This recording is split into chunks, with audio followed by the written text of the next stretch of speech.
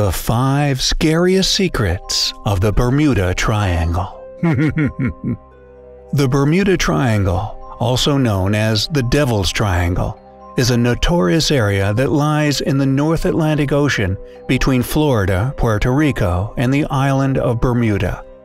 If you draw a line connecting these 3 points, you get a huge triangle. In fact, it's estimated to be a whopping 500,000 square miles in size. There are few people who haven't heard of this mysterious place and all the horrible secrets hidden in its depths. It both terrifies and simultaneously mesmerizes people all over the world with its spooky statistics. 300 ships that vanished without a trace, 75 aircraft that simply vanished out of thin air, and over 1,000 victims who never made it home to their families. With each passing year, we see different theories attempting to explain the phenomenon of the Devil's Triangle. But we still don't know for sure what exactly this place is. Some say it's cursed, others say it's something paranormal, and there are those who believe it's got something to do with aliens. Whatever it is, not even scientists fully understand the cause of all the tragedies that unfold in the Bermuda Triangle.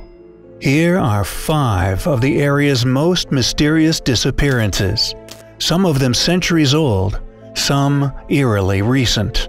Watch and draw your own conclusions. The Mary Celeste. Believe it or not, the Bermuda Triangle already started gaining fame in the times of Christopher Columbus.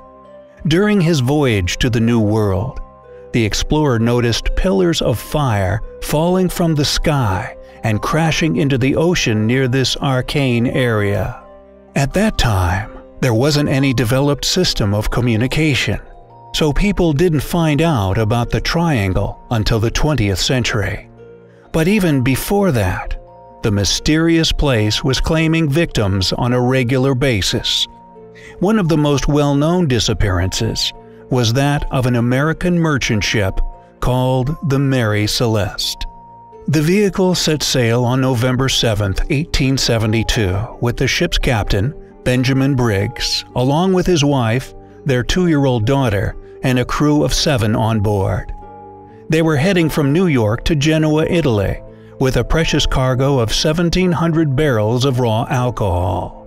Less than a month after their journey began, and just days after the ship's last recorded entry of November 25th, a British vessel called the De Grazia happened to come upon the Mary Celeste floating under a partial sail. Everything looked normal and intact, except for one thing. There wasn't a soul on board the ship, and the lifeboat was missing. The only thing that seemed out of the ordinary was a single sword lying on the deck. Before you put it down to a pirate attack, you're about to find out why it couldn't have been. All of the crew's belongings, a 6-month supply of food, as well as the transported alcohol, were untouched. Any other theories, such as an undersea earthquake, a giant squid attack, or a natural disaster, can be ruled out too, since the vessel wasn't damaged whatsoever. It was a clear day, the ship was in perfect working order, so why would people leave it and never come back? Whatever the reason, neither the crew nor the lifeboat was ever found. While this mystery doesn't have a direct proven connection to the Bermuda Triangle, some researchers believe that these innocent lives were claimed by the cursed place. The Ellen Austin's curious finding. In 1881, the 210-foot-long American schooner Ellen Austin was sailing from New York to London when the crew spotted an unidentified ship drifting in the Sargasso Sea, which is on the northern edge of the Bermuda Triangle. Something seemed off about the ship, as if there wasn't anyone on board. So Captain Baker of the Ellen Austin decided to observe the derelict ship for a couple of days to make sure that it wasn't a trap. Once that time passed, he ordered his crew to board the abandoned vessel. They saw that everything was intact. The shipment was well packed, but there was, indeed, nobody on board. So Captain Baker decided to put his best men on the mysterious ship and tow it back to New York with him. At first, the two ships sailed side by side on beautiful calm waters. But when a strong storm came out of nowhere 2 days later and separated them, the Ellen Austin lost track of the abandoned ship. Once the storm calmed down a bit after a few days, Captain Baker found the derelict ship yet again drifting aimlessly at sea. Upon catching up to the vessel and checking it out, the captain was shocked by what he found. The ship was in the same perfect condition as before, but without a single soul on board.